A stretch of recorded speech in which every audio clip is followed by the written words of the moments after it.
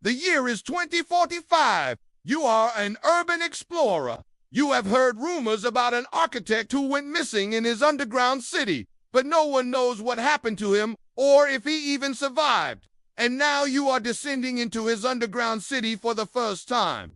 The air grows cooler and the lights flicker as you go down.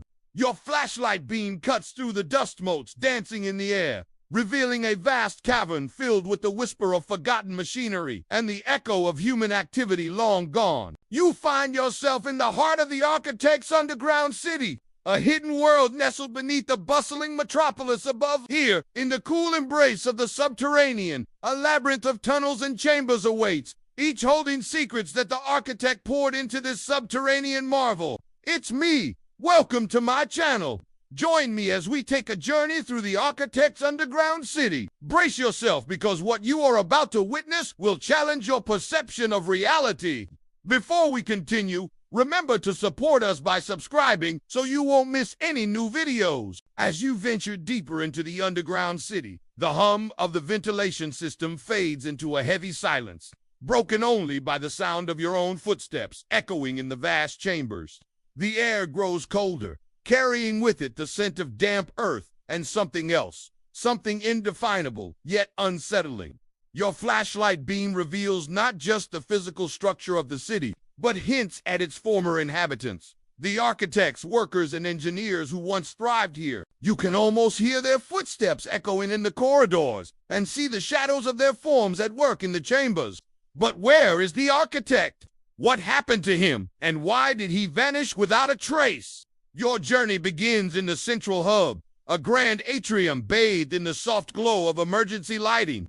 Towers of steel, rebar reach skyward, disappearing into the darkness above, while below, they seem to sink into the cold embrace of the earth. Meticulous planning and engineering has turned this subterranean space into a cathedral of industry. The walls are adorned with complex diagrams and equations, a testament to the brilliance of the architect. Each line, each curve tells a story of structural integrity and innovation.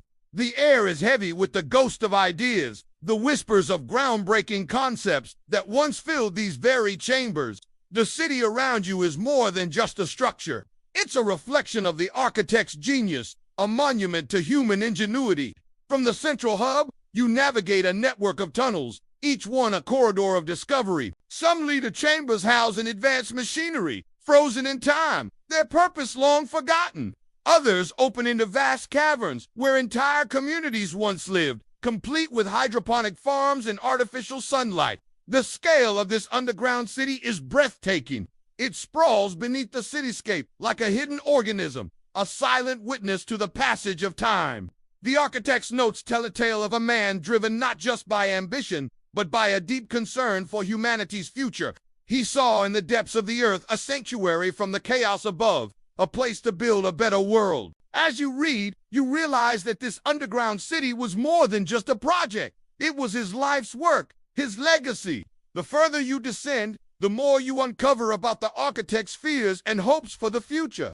In a series of audio logs, his voice echoes through the tunnels, revealing a man wrestling with ethical dilemmas, technological challenges, and the isolation of his subterranean world. With each step, you feel his presence, his hopes, his struggles, and his dreams for a world untouched by the problems that plague the surface. You find a living space, a stark contrast to the industrial areas you've explored earlier.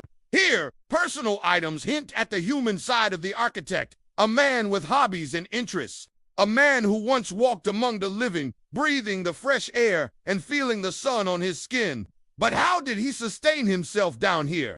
The answer lies in the hydroponic gardens, vast chambers filled with lush vegetation, nurtured by artificial sunlight and fed by a complex network of pipes and pumps. Here, amidst the greenery, you find evidence of the architect's foresight. He planned for self-sufficiency, for a life independent of the outside world. The discovery of a well-stocked pantry confirms it. The architect wasn't just prepared for a long stay. He intended to make this his permanent home. But why? What drove him to abandon the world above and retreat into the depths of the earth? The question lingers as you explore further.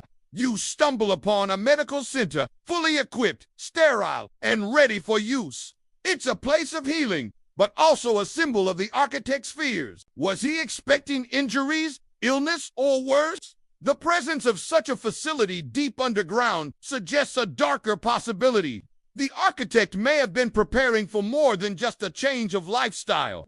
He could have been anticipating a disaster, a catastrophe that would render the surface world uninhabitable. Emerging into a spacious chamber, you find a library, its shelves laden with books and data pads. Here, amidst the wealth of knowledge, you find the architect's personal log. In his own words, he speaks of his reasons for creating this underground haven. He talks about population pressures, environmental degradation, and societal unrest, all issues we grapple with today. But in his writings, they're chillingly familiar. As you read on, his tone changes. He writes about breakthroughs, innovations, and the sheer wonder of creating a self-sustaining world below the surface. Yet there's always an undercurrent of fear, a sense of urgency that drives him ever deeper into his subterranean sanctuary. His words paint a picture of a man torn between his fascination with his creation and his longing for the world he has left behind. His final entry, however, is the most disturbing. He writes of strange occurrences, unexplainable events that shake him to his core. There are sounds in the tunnels, shadows in the periphery, and a growing sense of being watched. Did he encounter something down here? Something that defied logic and reason? But the questions don't end there. As you continue your exploration, you find more evidence of the architect's descent into madness, or perhaps something worse. Tools are left in the middle of projects, half-finished tasks abandoned, and everywhere there are signs of a struggle, a desperate battle against an unseen force. And then you find the final chamber. It's a vast, high-ceilinged space filled with strange symbols and strange devices. In the center is a large crystalline structure that hums with an otherworldly energy.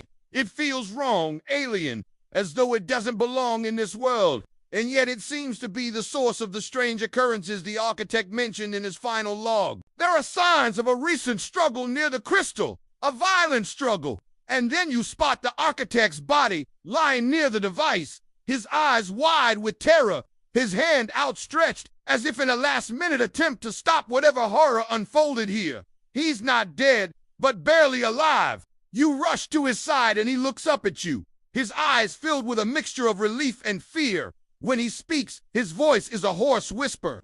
"You have to destroy it," he says, his words barely audible. "It's not of this world." Before you can ask any questions, he collapses, his eyes glazing over. The architect is dead.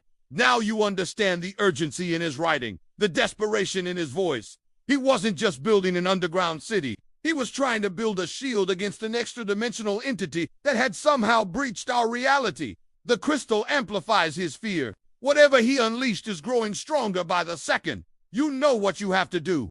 This architect, brilliant and flawed, died believing that you would carry on his mission. You are the last hope, the last line of defense between our world and the abyss. The fate of humanity rests on your shoulders.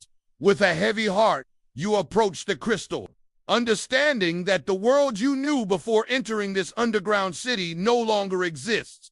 You are the architect now, tasked with balancing the scales between two worlds. In your hands is the power to shape the destiny of countless lives, to protect the remnants of humanity, or unleash unimaginable horrors upon it.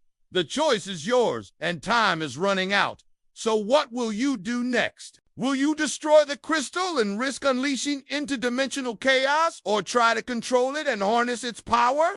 Let me know in the comments. Also, remember to subscribe so you don't miss any new videos. Thanks for watching. Until next time.